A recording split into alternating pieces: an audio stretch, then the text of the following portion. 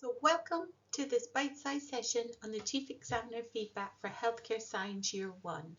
We'll look at key trends from the Summer 25 assessments, including Paper A and B and the Employer Set project.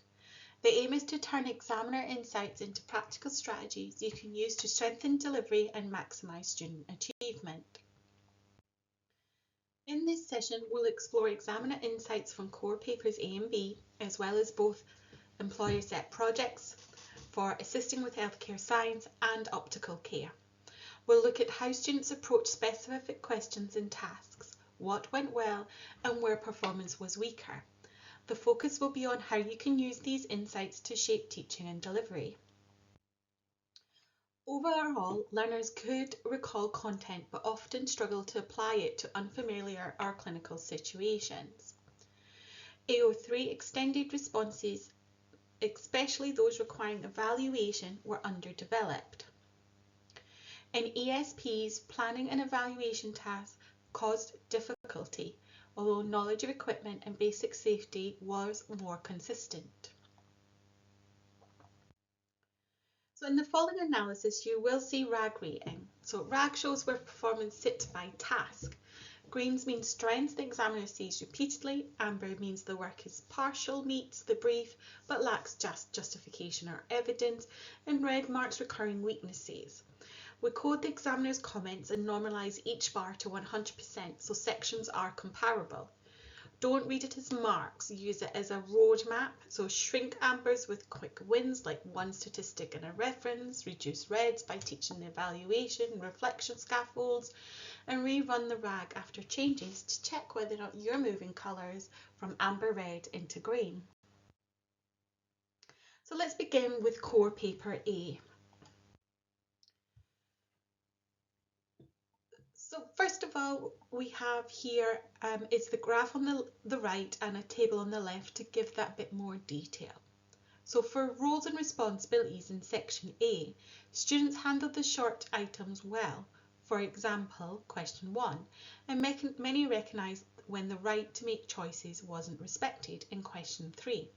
Where marks were lost was in developing answers, question 6 to 7. In the first ERQ, question 9, knowledge was present but evaluation was rarely seen. Explanations of territory care in question 8 were often incomplete. In section B, personal and patient safety, there were correct safety points in question 10. In question 16, many named consequences for both parties, but some mixed up which applied to whom, and reasoning stayed light. On the ERQ 17, single versus multiple use products, the main gap was evaluation. Most didn't weigh the recommendations adequately. For section C, data handling and confidentiality, students could talk about formats, but why a chosen format fit the purpose was often not justified in question 22. The new technology ERQ, question 23, was the poorest scoring ERQ. Knowledge surfaced, but evaluation limited the marks. For section D, regulatory and professional framework, short items like question 24 were generally sound. ERQ 27 actually had the highest ERQ average on the paper. The strongest scripts argued GMP compliance. However, question 26 often gave only partial consequences, and many responses still lacked full evaluation. So bottom line, across paper A, AO1 recall is visible in short items, but AO2, AO3 application evaluation hold performance back, particularly in ERQ 9 and ERQ 23. So to improve paper A performance, learners need more structured practice with graph-based questions and opportunities to rehearse ethical reasoning both verbally and in writing.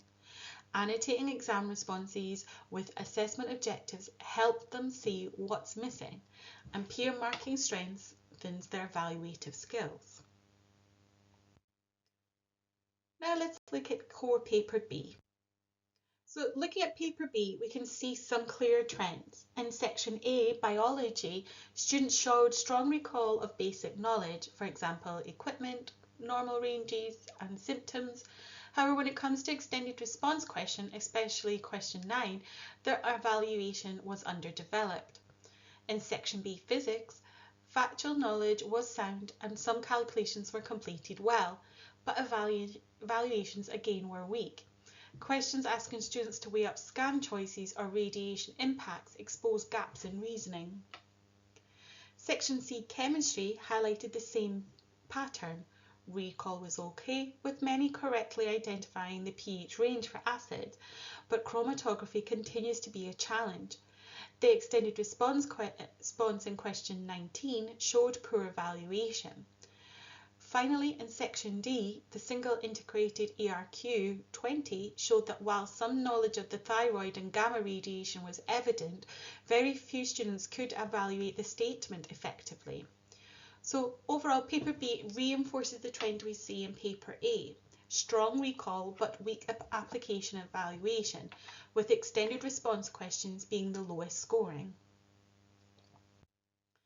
So to tackle paper B weaknesses, teachers should integrate real-world scenarios for legislations, use role plays to deepen application, and explicitly model AO3 responses. Comparing weak versus strong extended answers helps learners understand what's expected. So finally, we're going to move on to the ESP. So we're going to begin with the ESP in Assisting Healthcare Science, and then we'll move into an evaluation of the ESP in Optical. So on this slide, you can see the RAG split across the 5 ESP tasks. Amber dominates overall, with red concentrated in peer discussion, task 3B, and reflection, task 5. Greens are strongest in the presentation, task 4B. So let's break this down in a little more. So task 1 is mostly amber. Where students did well, they structured the review and linked sources back to the case. Most lost marks for weak or absent referencing and for copying content into tables without analysis. What good looks like: a focused question, 3 to 5 relevant sources, brief comparison, and a clear link to the improvement chosen. So teach one simple referencing method and model a short link to case paragraph. For task 2, improvement report, higher scores extended the proforma with context, brief process detail, and evidence. Many submitted one-liners and missed opportunities for maths and digital marks. What good looks like: concise rationale, a tiny data point or cost time estimate, and a screenshots or diagrams. For peer discussion, task 3B, this is the weakest written oral component. Structures were short, often handwritten, with little justification or reflection. So what does good look like? A clear claim, one reason, one piece of evidence, and a counterpoint. For task 4B, presentation, best performance here. Most learners reach bands 3 to 4 with structured slides, brief use of literature, and clear delivery. Reds appeared where talks lacked how or why detail or had audio issues. What good looks like: 6 to 8 slides, 1 to 2 citations, and a so what conclusion tied to patient or service impact. Task 5, reflection. So reflection is the biggest gap. Many submitted only put the performer and stayed descriptive. So what does good look like? A mini reflective cycle. What happened? So what? Now what? With one CPD action and a date. And ultimately, it's also key to follow the brief, which states clearly to have a written evaluation and use the performer to support. So targeted teaching of referencing, justification scaffolds, and a simple reflective cycle will convert a large amber band to green next series while reducing the persistent reds in task 3, B, and 5. So to address these gaps, referencing needs to be explicitly taught and modelled. Risk assessment benefit from scaffolded checklists. Students should practice accurate data recording using exemplar tables, and graphing should become a weekly habit. Finally, evaluation skills can be strengthened by applying models like Gibbs' reflective cycle, helping students go beyond description to deeper critique. Now we're going to move on to the ESP assisting optical. For those that are delivering the assisting healthcare only, there is a further section that looks at themes across and further teaching strategies and support. So please feel free to skip this section if it's not relevant. So on this slide, we've mapped the RAG by task for the optical ESP. The pattern is amber dominant overall, with reds concentrated in task 3, evaluating feedback, and task 5, reflection. Task 4B, presentations are the strongest. So for task 1, high scores linked sources to the specific case and showed awareness of source quality. Marks were lost for poor missing referencing and for copying tables instead of analysing them. Task 2, the performer works when it expanded and contextualized. That's where band 4 appeared. Many wrote one-line answers, left later sections generic and missed easy math or digital marks. Several forgot tutor signatures. For task 3, responses were very brief. Students tend to accept peer feedback without evaluating it, so no one reached band 3. Typed responses were fuller than handwritten. For task 4B, presentations were a relative strength, structured, reference and detail, for example, training, content, method, frequency, ownership and checks. Digital marks were easier to award from slides. Watch audio quality. For task 5, reflection is the biggest gap. Many submitted just the proforma and wrote descriptively. Where a reflective cycle was followed, marks improved. For centre actions, teach one simple reference format, require short link to case paragraph, insist on one numeric indicator plus one digital artifact in task 2, provide feedback evaluation scaffold for task 3, and enforce a 3-stage reflective cycle for task 5. So to improve overall optical care outcomes, learners should practice applying equipment knowledge to real-world patient scenarios. Case-based learning works well here, as does peer assessment of responses. Evaluation scaffolds also helps to ensure learners justify their choices rather than just describe them.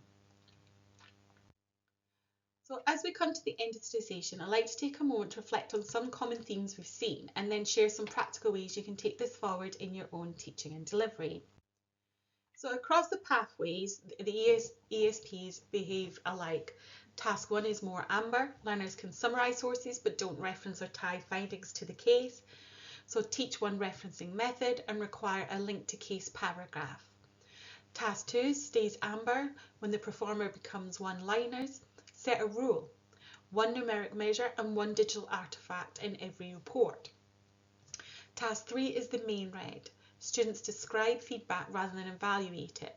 Use the 4-sentence scaffold of claim, reason, evidence, reflection. Task 4 is the strongest. A simple slide template and a forced so what ending lifts most to bands 3 or 4. Task 5 is the other red. Enforce a short reflective cycle with one concrete CPD action and date. And also to ensure that they use more than just the proforma as their final submission. Same levers, whichever pathway. So the overall message is clear. Students need more support in AO2 and AO3 skills, especially planning, applying, evaluating. Chief Exam reports show us where to target these skills early so learners are better prepared for year 2. In summary, the healthcare science Chief Exam reports highlight common learner challenges but also points to solutions. Embedding these strategies will help raise achievement and prepare learners for progression. Support doesn't stop after today's session. There is a range of materials available to help you and your learners. On the NCFE qualification page, you'll find the Chief Examiner report, student exemplar work and downloadable schemes of work with free teaching materials. There are also recorded CPD sessions on our YouTube playlist, which you can revisit at any time, and upcoming live events listed on the NCFE T-Level Training Events page. All of these are designed to make your delivery smoother and your learners more confident.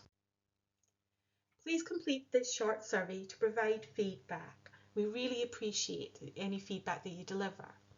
You can scan the QR code on the screen or follow the link in the description below this video to complete a very short survey. Your input helps us refine our training and make sure future sessions are as relevant and as useful as possible. So thank you for joining this bite-sized session. By acting on examiner's insights, we can adapt teaching to better prepare students for assessment success. Thank you.